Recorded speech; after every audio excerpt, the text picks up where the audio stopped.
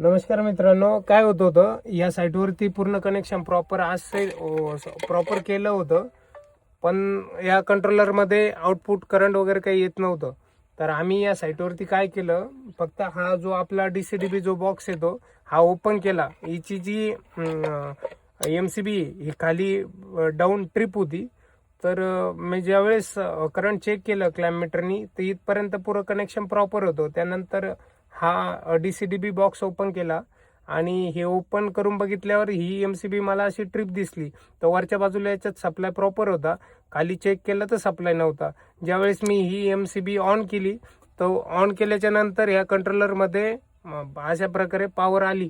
जर एखाद्या पंपावर इन केस असा प्रॉब्लेम आला तर याचं सोल्युशन तुम्ही लक्षात ठेवा की फक्त आपल्याला हे जे DCDB असेल याचे 4 नट ओपन करायचे आणि त्याच्यानंतर ही MCB ट्रिप आहे का ती बघायची आहे.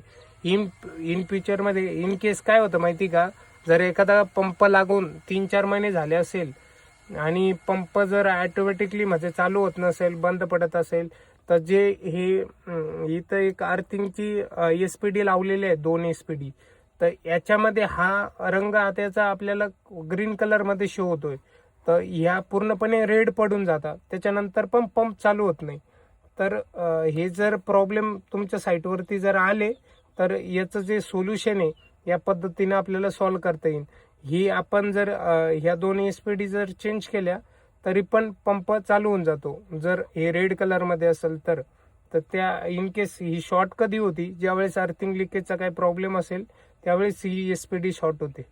धन्यवाद.